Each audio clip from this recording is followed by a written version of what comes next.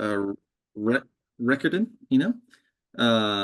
It sounds Okay, good. so yeah, so we're recording now, which is great. Can you hear it on your end when it says like recording in progress? I Can you hear can. It's that? like, now I know Okay. it's recording. Okay, yeah, okay, cool, cool, cool, cool, cool. I didn't want to throw you off there or anything. Um, okay, so I don't know if you know this, but my YouTube channel's pretty big. I have like 117 subscribers. It's like not a big deal. Listen, I'm just a normal guy, okay? I'm just a normal guy, all right? I poop just like everybody else, all right? Um, but yeah, but if you had to I don't know, like if you had to like have a plug for maybe like if you had to plug something for let's say like I don't know, like 20 people, like that'd be I mean, what would you kind of plug or like what would be kind of something that you'd want to give attention to for 20 people that might be watching this video? You know? Oh, it's I'm Literature Devil on YouTube. That's about it Hmm. for right now. I go into the storytelling, the craft, diving into the building blocks of narrative structure, and also taking a really big uh enjoyment, a lot of enjoyment out of debunking a lot of this modern day nonsense about oh you're sexist, you're racist, you don't like this. Hmm. People don't like this stuff not because they're bigots, but because it's bad. Right. That's Yeah. it. And but some people don't really, if you don't study the structure or anything, so you might not know why it's bad. It's kind of like if you're not a mechanic, you probably your car shuts down. You might not know why it shut down, but you know Hmm. it's there's something wrong. You don't have to be a Right. mechanic to know it's something wrong. You don't have to be a chef to know the food's bad, right? Yeah, But that's a good you point. probably Yeah. you probably do need to be a chef to know exactly what went wrong. That's kind of how that goes. And I have studied it, and it's one thing that I can understand. Have all these things, and I can tell you like why exactly you didn't like this or why you didn't like this character. What went wrong? Hmm. Why did the story not catch you? Why did the story kind of turn you away, even though you love the franchise, you love the characters?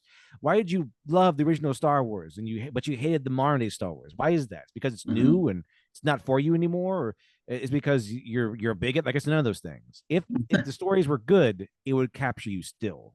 This Right. that's the idea.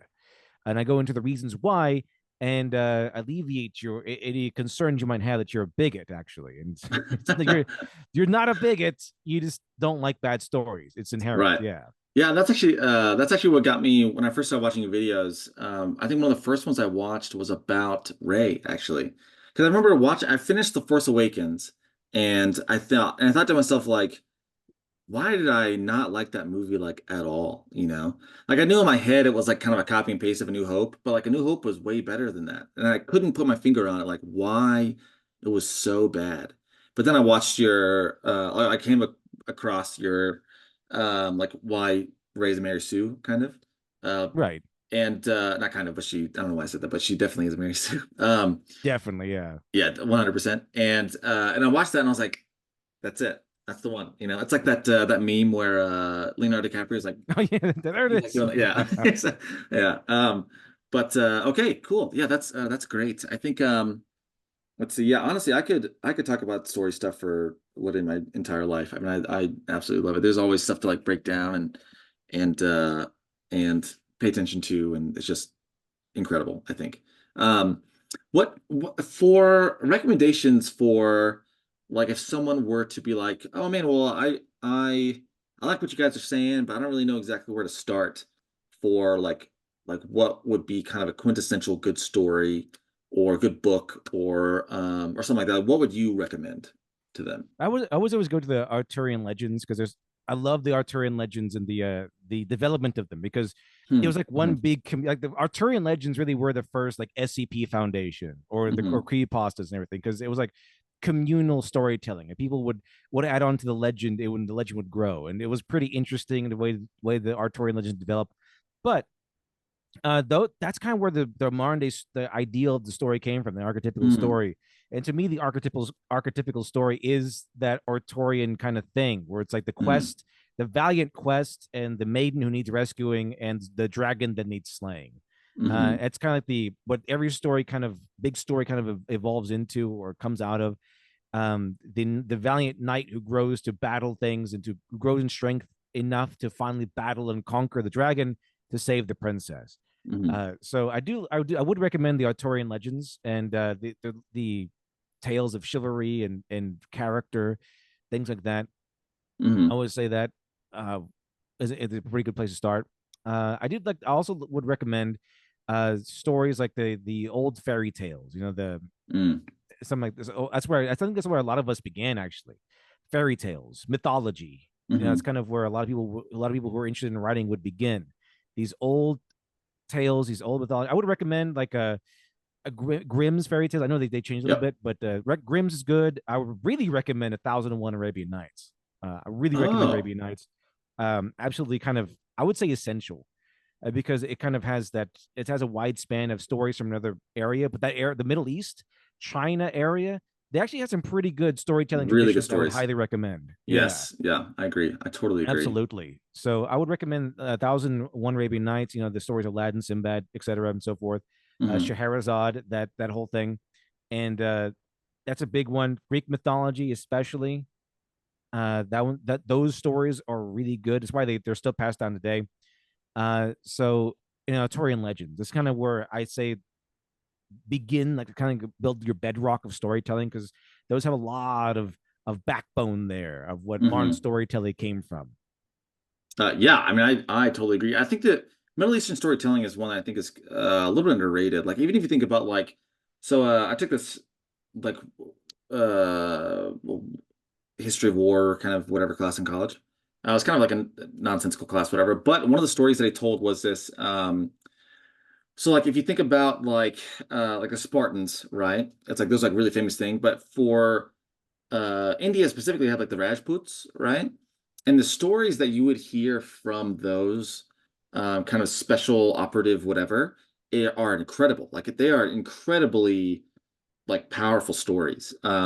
Like one of them I can remember was like this story about this guy who was put into prison, and then he had one of his friends send him like a gift box or something, and then he ended up like hiding inside of the box to like escape the prison. And then I don't know, it sounds a little bit weird, but like, if you think about like Bollywood stories are incredible, a lot of them Oh are. yeah, like Like over the top, fun, yeah, it's good like just stories. kind of you can just kind of escape, for a few hours. Like we watched this, my friends and I, oh, my friend saw this YouTube recommendation. It was as a trailer for Bahubali, which is I guess a very famous Bollywood film. I didn't know of it, but he saw it because he saw that there was like, he saw that like there was this tree that was pulled back, and they put a bunch of uh dudes with shields on the back of the tree, and they flung it and catapulted over this wall. And it's just absurd, absolutely absurd. Yeah, I Uh, saw that. That was good. That was good. That was a good one. It was yeah, a yeah, good. yeah. And and he was like, dude, we just have to watch this movie. And I was like, dude, I'm 100% down to watch that movie. And we watched it, and it's like top 10 favorite movies of all time for me. It's like so good. I love that movie and story. It's so good to me. I'm also a And yeah, sucker. I'm a bit of a sucker for believe, musicals too, though. So, believe it or not, the Middle East has as much as a bad reputation the Middle East can have now. They have an excellent storytelling tradition. It's Hakawati, they called it. It was oh, a old traditional oral tradition storytelling, but they wove like it was like a tapestry of story. They would start with one story and they would weave into another one, and they're kind of like weave into another one, and then they'll touch back on the first story, and it's whoa. all about nobility and usually about Hmm. heroism and Hmm. weaving lessons within that tapestry.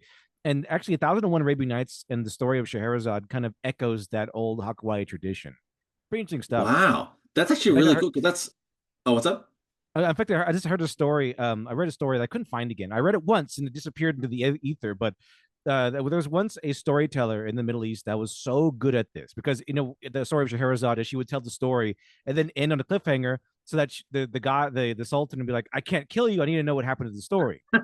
So what happened was that this was storyteller. This actually happened in real life. Where the storyteller would be in the square and telling the story, and everyone would stop to listen to his story and listen to like, oh, the cliffhanger, it's coming in, to the point where, according to the story I read, the Sultan would step in and say, "Hey, stop that! You're stopping the entire economy. Everyone is done." They stop and look at you like, "No, stop it." Oh man. Oh man, that's I love that. I mean, imagine being that guy. That'd be sweet, wouldn't It's kind of it? like Akira Toriyama, like the story that you hear, where like every single time a new Dragon Ball Z episode would drop, the cartels would declare peace so they could watch it. Oh man. Oh man. Rest in peace, Kira Toriyama. Absolute Um, legend. yeah, yeah. Yeah, I mean solidified most of my childhood, I think, with Dragon Ball Z specifically.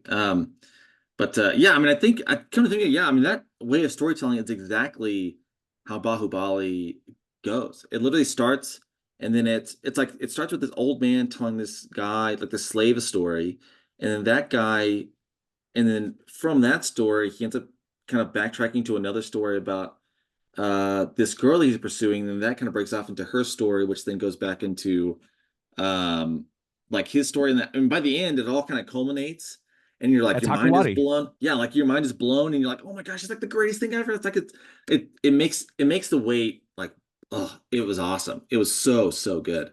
I actually haven't seen Triple R yet, which I really want to see. But I've only heard good things about it. I know Critical Drinker did a video on it. I know a couple other people have done videos on it, but yeah, I've definitely heard that it's very good. So, have you I seen gotta it watch or more no? Bollywood. Not yet, but I Oh, have dude. seen some of these epic clips that look Yeah. awesome. Oh, yeah. Oh, yeah. Yeah. Bollywood, I think, is a totally untapped market. I think, for storytelling and figuring out what is a good story or not. Um, I mean, you do have there's a little bit of buy-in that kind of has to happen, especially with the musical aspect of it. Um, but I mean, if you get through that, it's like an incredible story. Oh yeah, Um, and I think that's also another thing that we know to be true stories, but we don't know why they're true. Like as far as buy-in goes, like there's certain, and C.S. Lewis actually talks about this. But he talks about like how there's some things in every story that we just kind of know to be true. Like we know that the people in the story breathe air, and there is gravity, right? And there's a sun, and there's like a day and a nighttime, right? Like these are things that we just kind of know to be true in storytelling. But then it's like we also can kind of we don't care if they use the bathroom or not. Like we don't care about like they brush their teeth at night. Like we don't care about those things, right? right. Um, but it's interesting because but you also think about like, well, like the strength between men and women, right? It's like that's something that we know to be true. So then when it happens, we're like, there's a woman who is like itty bitty, like this big around, like maybe 100 pounds soaking wet, right? Like if she can outpower and outmaneuver, I mean out uh just with pure strength alone, like outdo a man who is three times her size. It's like we just can't like it's like, well, maybe, but like I don't really think so. Like I don't really think that that could be a possibility. Actually, having Um, so it's actually a movie trip that happens so often. It's called Waif Fu. Uh, oh, okay. like it goes off the term waifu Right, from yeah, Japanese. Like, what's waifu? Because it's a tiny little girl, and she's like really awesome at beating up large men. right. And it's called so they call it waifu. Yeah. Oh, yeah, yeah, I can get around that. I can get back I can get down with that. I can think about like Toph, right? Like Toph is like this itty bitty little girl, right? But she is strong because she worked really hard, right?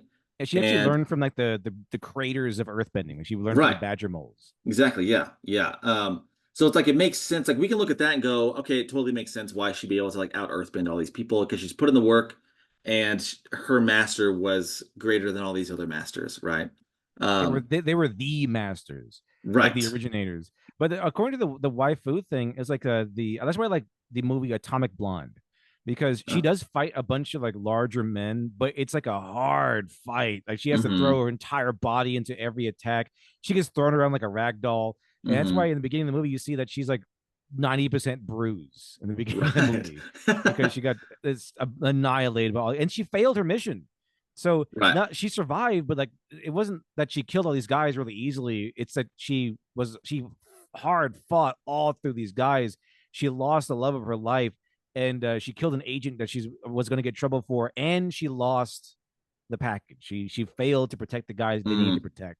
So yeah. she failed, utterly failed, and got all bruised up. And her only victory was that she was able to get away scot free and get the guy at the top Mm-hmm. at the very end. But she came back bruised to hell. And Yeah. so that to me, Atomic Blonde, like is a really good example of when a woman has to fight a man or multiple men. Is that this is kind of how it'll probably go if she's really good at fighting, and it's like she has Mm-hmm. to be on her toes. She has to think quickly. She has to make all the right moves. No mistakes can be made because any Right. mistake and she's done. She's dead. Yeah. Toast. Absolutely toast. Yeah. And I agree. I think of Mulan too. Like even like like speaking of old Disney, like Mulan is another great example of that, where it's like all these other guys were trying to like outbrute, like just to climb the little pole thing, whatever, and they were just trying to use their own strength. And then she had to use her mind because she was like, well, I'm not gonna be able to get up there just by my strength alone. Yeah, if Yao And can't then get up there, then she's not getting yeah, up there. yeah, exactly. Yeah, exactly. Yeah, so it's like so it's strength of kind of a different quality. Um it's like what Pippin says to Faramir. It's like, oh, I think you have strength, but of a different kind.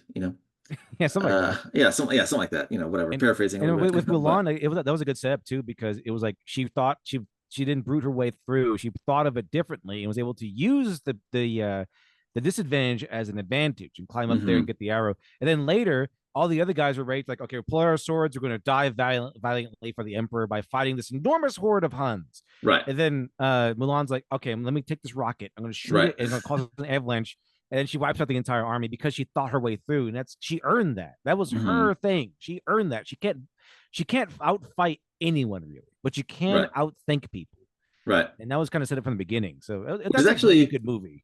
yeah, I love Mulan. It's so good. Like, 'cause even if you think about it, like it's a very guy thing to do, to just like, hey, I'm just gonna try and like, I don't want to say force myself, but like I'm not like my pride won't allow me to back down from this. Not to say that a woman can have pride, whatever, but it's like it takes a woman to be like, oh well, I know for a fact that I will not be able to beat these guys. I have to think of something else, you know. Whereas like the guy's like, oh, I could probably win. I could maybe survive if I play my cards exactly right. But as a woman, she's like, well, I know that I could not take on this whole army of Huns. There's no way. So I have to think of something else. So it's And the actually guys are like, oh yeah, we can't win, but we're gonna die trying. exactly, yeah. It's like they'd be more willing to die trying to like secure their pride than there would be to just like take a step back and be like, hey, well, what if we actually think about something else? Yeah, and that's like again, like it's one of those things that we understand as we're looking at it. We're like, I I know why. I don't know why I really like the story, but the story is like really, really good, you know. Um, but okay. Also, I don't want to take up too much of your time, so we could wrap up here. I suppose I could seriously I could talk about this stuff all day. I think I got through all of my questions that I wanted to ask. Oh, actually, I guess I could ask this one as well. So as far as we talked about exposition earlier, right? So Right. like why does how you tell a story matter? Like because you could say something like if you're like watching a movie, right? And you see um or I let's the Eternals, right? I got through maybe 10 minutes of that movie and I turned it off because I thought it was so stupid. But in the very beginning of that movie, you see one of the bad guys or whatever. He gets hit with some kind of something, and then you see the thing, like you see his arm like heal, right? Like you literally they show you and they see it healing and stuff. And then it cuts back to the heroes or the girl, whatever, and she goes, "Did it just heal itself?" And you're like, "Well, I just I just saw that it Yeah, the whole itself." thing of like, I just saw it. You don't have to tell me. Yeah. Yeah. So in your opinion, like why does how you tell a story matter versus just telling a story? Well, it's all how you tell a story is like the epitome of the craft of telling it. Like it's hmm at the if you're any person go, okay, I went to the store, right, and it was crazy. It was totally crazy. I saw this guy. I hadn't seen him since high school. Turns out is a woman now. Like it's or something like that. hmm You get that anyone can tell that story, but then hmm it's a good storyteller can set the scene, can make you feel like you're there, can invite you into the world that he's telling you, and you get engulfed, you get entranced. That's how you know you're like if you ever anyone experience a really good story and like you kind of lose yourself and you feel like you're there, you're part of that world. That's the craftsmanship of storytelling. You're just like, oh, what happened next? What happened next? And they're setting it up. And a good storyteller can take something incredibly boring and make it fascinating. Yeah. And that's kind of one of the interesting things that you see in actually manga and anime these days versus the West, where manga and anime, there's a lot of manga and anime stories where it's like completely a boring situation. Yeah. But Like the beach scene, like at every anime ever. Like they just like the yeah, beach. Yeah.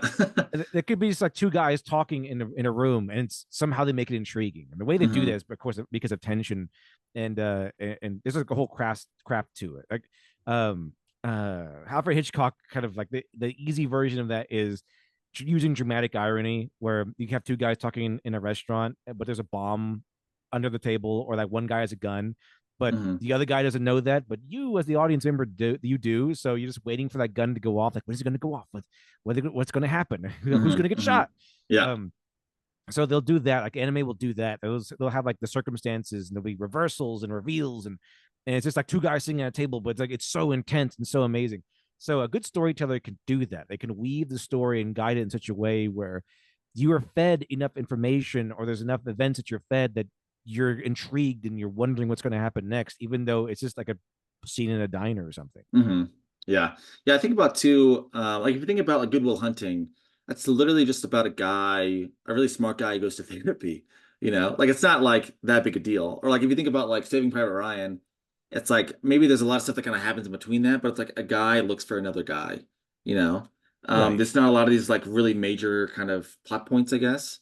And actually Tolkien, not Tolkien, I forget exactly who said about this, but it's like writing a story written uh like a so that story rather than a then story. It's like writing stories like this happened so that this could happen, so that this could happen, so that Frodo could go to Mordor, and destroy the ring, rather than this happened, then this happened, then this happened, then this happened, you know? Yeah, it's the Pixar formula where once upon a time there was this guy and every day he did this until one Mhm. day Yeah. this happens, which led to this, which led to this, which led to this, which led to that. So that's kind Right. of how Yeah, the yeah, yeah. Pixar formula.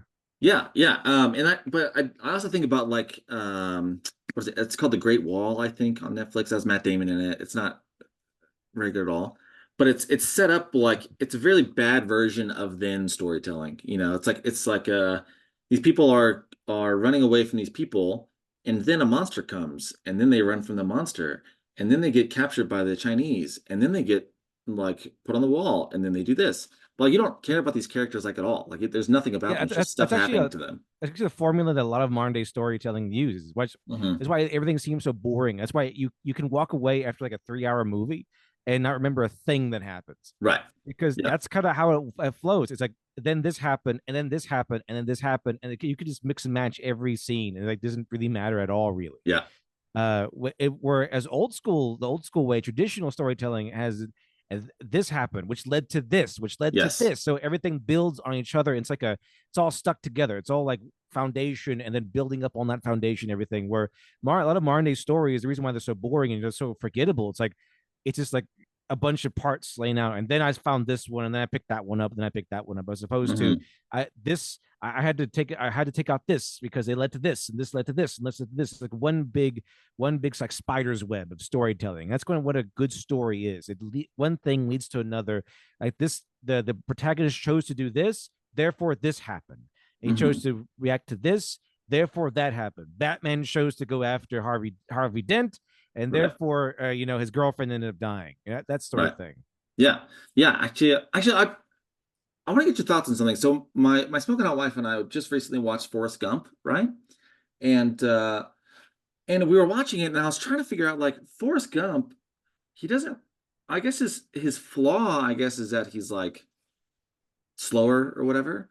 But even then, like that doesn't like necessarily hurt him really. Like he doesn't really seem like a guy that really is like he makes. I don't know. I was trying to think about why Forrest Gump was so good. Because literally he just tells a story about like, oh, I did this and then this happened and then this. But the way that it's told is much better. And I could not figure it out why Forrest Gump was so good, you It's kind of know? an anthology. Like it's just different major parts of his life and how he got Hmm. there. Like he's just sitting. He begins right. He begins play by just sitting in on a bench with some candy or whatever, Hmm. and then he's waiting for this person. So essentially, this is the story of why this moment is so important to him and what everything Oh that led yeah. here. So it's like let me start from the beginning. And a long time ago, there was me and this girl, Jenny, Hmm. and we were friends. Like she was like the only friend, and they really hit home how important she is to him. And then of course they had to separate, and then Forrest goes these extraordinary adventures, but they're all really kind of surrounding, even remotely, Jenny a little bit Right. Yeah. because she never left his mind. So every story is its like own contained story. Like here's him in Vietnam, here's him doing this, and here's him doing that, and they all kind of weave together in a larger story, all leading up to why he's sitting at that bench. So that every Mm-hmm. single piece of that story has a purpose. This will happen to be extraordinary things that happen to him, but Right. it could be more mundane if they wanted to. Probably be almost as interesting. But Mm-hmm. it's just really the story of him sitting on that bench and what led him there and why it's so important to him. And so by the time we get there towards the end, we feel what he feels, and Right. it's been growing since the beginning of the movie. Hmm. Yeah, I was. Yeah, I think, and that's a great point because if you think about like his relationship with Ginny, like we see it as like really toxic. Like she's not great. Like she doesn't really make like We she see doesn't that make yeah. It's like she doesn't make good decisions. Oh, could that be like what you were talking about with the gun under the table? Whereas like we see that like she's not making right decisions, but he just can't see through that because he he's in can't love see it with because her. he just loves her. Like Okay. she's his only friend, and he just adores her. He sees no wrong with her. But we, as the audience, we know that she's bad news. That she's going to make all these Right. horrible decisions, and that she's going to break his heart at one point Hmm. or another. But I mean, he's Forrest Gump. He just cares for her. He doesn't care what happens as long as Hmm. she's all right. So Hmm. we see that we see Jenny through our normal eyes, and we say, "Wow, she's bad news, Forrest. It's a tragedy." So it really is a tragedy. We're seeing this tragedy of Forrest Gump, who gives all of his love and care to Jenny, and she just rejects it. She just tosses it under the bus. She's, "I have no use for this, Forrest." And Hmm. just keeps leaving and destroying herself while Forrest does everything he can to protect her, and he can't. And then she comes back with AIDS, and then Yep. they have a son, and he gets a son, but she Hmm. ends up dying because as a result of her bad decisions. And it's just this tragedy that he went through all these extraordinary things. He did all these things to build himself up to survive, so that he can get back to Jenny. So maybe one day they can be friends again, like they always used to be. And Hmm. then she dies, and Right. then he's left with one memory, which is his son, who he takes care of. Hmm. Yeah, I think yeah, okay. That I love that. That's great. Yeah, because then it's less of like Forrest Gump being the one who is like, well, I don't know. Because right now it seems like that we as the audience are more like growing, I guess, rather than like the character in the movie maybe growing. Because Forrest doesn't really change that much from the beginning to the end. You know what I mean? Like he's Not always really. kind of the same, yeah. But we the audience are like, oh man, well, you know, Forrest Gump, if he can still love his son despite Jenny doing all this stuff, like we can too. Um, but also There's I always just hope. yes, always hope. There's always hope. And then you see Lieutenant Dan on his titanium legs, and you're like, oh, I love it. I love it. Absolutely love He it. stands up for Forrest after all that too. He's like, "Hey, Yeah. it's my friend." Yeah. Insult my friend. I know. Yeah. Oh, it's so good. It's so good. It's like, was he stupid or something? He's like, he's not stupid. He's not stupid, man. Um, Get out of here, get out of here. dirty whore. Okay, cool. Okay, that's really great. Okay, I just got the notification that we only have 10 minutes left in this Zoom thing, so I'll wrap it up here. Also, I don't want to take up too much of your time. I truly appreciate the time you've given. But yeah, okay, so I guess that wraps it up. I don't know if did you have any last words or anything before we stop the record? Also, after the recording ends, I'll just give you a few words and then we'll say goodbye or whatever. But Sounds yeah, but good. did you have any I don't know, any last I don't know little Reject bits? modernity. Return to traditional storytelling. Nice. That's great. That's wonderful. Absolutely wonderful. Okay, well, you heard it here first, folks. Literature Devil, go subscribe to him if you aren't already. Definitely follow him, check out his stuff out. I would recommend every single thing. Also, do you have a once your new book is already out, right? My latest one, yeah, but I got a new project out Okay, that just funded, and I'm using that money to help fund my other one. So hopefully I get another one out soon. perfect. Yeah, so go support him. I will definitely be doing that. So, yeah, okay. Sweet action. Well, thank you, Literature Devil. I'm going to stop this recording here.